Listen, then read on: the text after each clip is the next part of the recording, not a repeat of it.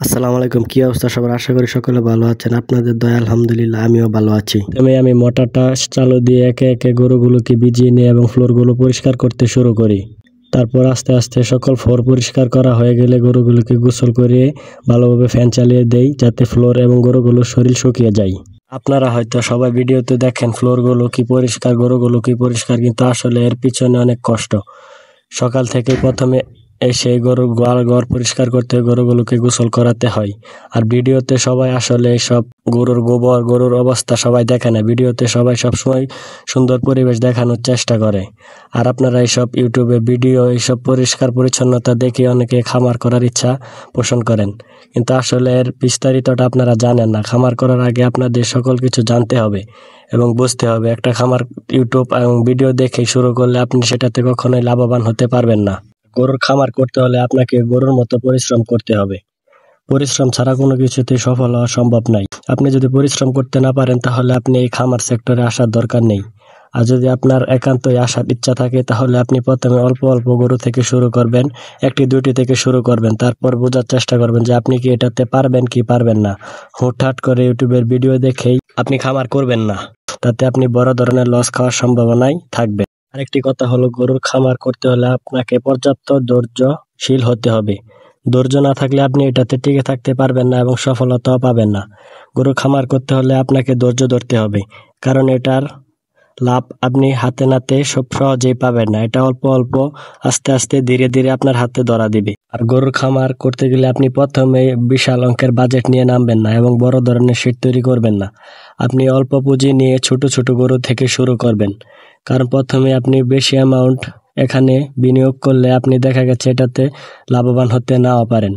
সেক্ষেত্রে আপনি অল্প বাজেট নিয়ে নামবেন এবং একটি দুটি ছোট গরু থেকে শুরু করবেন, যাতে আপনার বুঝতে সুবিধা হয় আপনি কি এটাতে টিকতে পারবেন কি পারবেন না। আমি আবারও বলছি, আপনি ইউটিউবারদের কথা এবং ইউটিউবারদের সফলতা এবং ইউটিউবে সব ভিডিও দেখে কখনোই গরুর খামার করার চিন্তা ভাবনা করবেন না। আপনি প্রথমে একটি দুটি গরু দিয়ে শুরু করবেন এবং যারা এটাতে আছে তাদের বিস্তারিত অভিজ্ঞতা নেবেন এবং ঘুরে ঘুরে দেখবেন এবং তারপর এটাতে আসার চিন্তা ভাবনা করবেন। আরেকটি সব থেকে গুরুত্বপূর্ণ বিষয় হলো, আপনার গরুর খামার করার আগে পর্যাপ্ত ঘাস চাষ করতে হবে। কেননা এখন খাবারের যে দাম, আপনি গরুর খামার দিয়ে খাবার খাইয়ে আপনি সেটাতে টিকে থাকতে পারবেন না। তাই আপনাকে পর্যাপ্ত পরিমাণ কাঁচা ঘাস সংগ্রহ করতে হবে এবং কাঁচা ঘাস চাষ করতে হবে। আপনি গরু কেনার আগে পর্যাপ্ত কাঁচা ঘাস চাষ করবেন, কেননা ঘাস ছাড়া গরু পালা অসম্ভব। ঘাস যদি আপনি চাষ করেন সেক্ষেত্রে আপনি কিছুটা হলেও টিকে থাকতে পারবেন, কেননা ঘাস ছাড়া এখন খাবার খাওয়িয়ে গরুতে লাভবান হওয়া খুবই কষ্টসাধ্য ব্যাপার। এমনকি ঘাস চাষ করলে হবে না, ঘাসের পর্যাপ্ত যত্ন নিতে হবে, কেননা এটিকে আপনি শুধু ঘাসই মনে করবেন না, এটিকে আপনি একটি ফসল হিসাবে মনে করবেন এবং এর যত্ন নেবেন। দেখবেন আপনি খামারে লাভবান হচ্ছেন, কেননা ঘাস ছাড়া এখন খামার করে টিকে থাকা খুবই কষ্টসাধ্য ব্যাপার। তাই আপনাকে কষ্ট হলেও পর্যাপ্ত জায়গায় ঘাস চাষ করতে হবে এবং তার সঠিক এবং সময় মতো পরিচর্যা করতে হবে। ঘাস চাষ করে আপনি ঘাসের জমিতে আপনার যে গোবরগুলো হবে সেগুলো খেতে দিয়ে দিতে পারেন, সেক্ষেত্রে ঘাসের ফলন ভালো পাওয়া যায়। দেখতে পাচ্ছেন আমি আমার প্রতিদিনের গোবর গাড়ি দিয়ে এনে খেতে ঢেলে দিচ্ছি এবং ক্ষেতকে খুব পরিষ্কার পরিচ্ছন্ন করে রাখছি।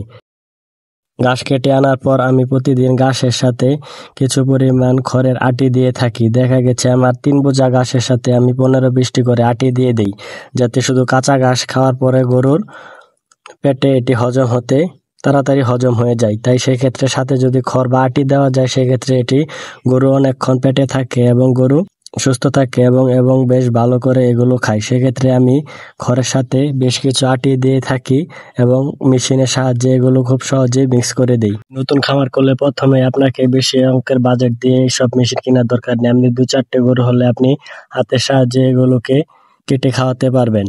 দেখা গেছে আপনার যদি অনেকগুলো গরু হয় সেক্ষেত্রে আপনি টাকা বিনিয়োগ করে এসব মেশিন কিনতে পারবেন। আমার এই মেশিনটা কিনতে প্রায় অনেক টাকাই লেগেছে এবং এটি আলহামদুলিল্লাহ খুব ভালো সার্ভিস পাচ্ছি।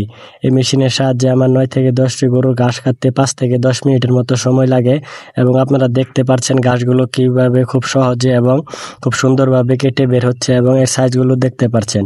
এই সাইজের ঘাসগুলো গরু খুব আরামে খায় এবং এগুলো খুব সহজেই মিক্স হয় এবং ঘাসগুলো খুব আরামভাবে কাটা যায়। মেশিন সম্পর্কে বিস্তারিত আরো সামনে আমি একটি ভিডিও দেবো ইনশাল্লাহ, তখন এর দাম এবং কিভাবে কিনেছি এবং এটি কিভাবে কাজ করে, কোথা থেকে আপনারা নিতে পারেন, এই সবকিছু ভিডিওতে বলে দেবো ইনশাল্লাহ। এবং আপনারা দেখতে পাচ্ছেন আমি ঘাসগুলো কেটে নেওয়ার পর আমার এই ছোট ছোট বালতিতে 1 বালতি করে গরুকে দিয়ে দিচ্ছি। কাঁচা ঘাসের সাথে কিছু খড় মিক্স করলে গরু এটি খুব ভালোভাবে খায় এবং এটি গরু চিবাতে অনেকক্ষণ চিবায় এবং এটা গরুর হজম শক্তি বাড়াতে সাহায্য করে। তাই আপনারা চেষ্টা করবেন ঘাসের সাথে কিছু খড় দেওয়ার জন্য। তো আমি একে একে আমার সব গরুগুলোকে 1 বালতি করে খড় এবং ঘাস দিয়ে দিচ্ছি, আপনারা দেখতে পাচ্ছেন। তো 1 বালতি খাওয়ার পরে আমি আবার আরো 1 বালতি করে দিয়ে দিব। আপনারা ভিডিওতে দেখতে পাচ্ছেন আমার 9টি গরুর জন্য আমি প্রতিদিন কি পরিমাণ ঘাস এবং খড় কাটি।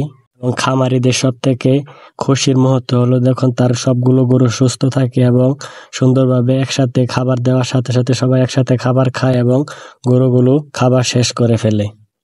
আমার ইউটিউবে প্রথম ভিডিও, তাই ভুলভ্রান্তি হতে পারে, আপনারা সবাই ক্ষমা করবেন এবং বিস্তারিত জানাবেন কোথায় কিভাবে কি ইমপ্রুভ করতে হবে এবং আমার ভিডিওটি পুরো দেখবেন। এবং ভিডিওটি ভালো লাগলে চ্যানেলটি সাবস্ক্রাইব করবেন এবং পাশে থাকা বেল আইকনটি বাজিয়ে দিবেন। ততক্ষণ সবাই ভালো থাকবেন, সুস্থ থাকবেন, দেখা হবে পরবর্তী কোনো ভিডিও।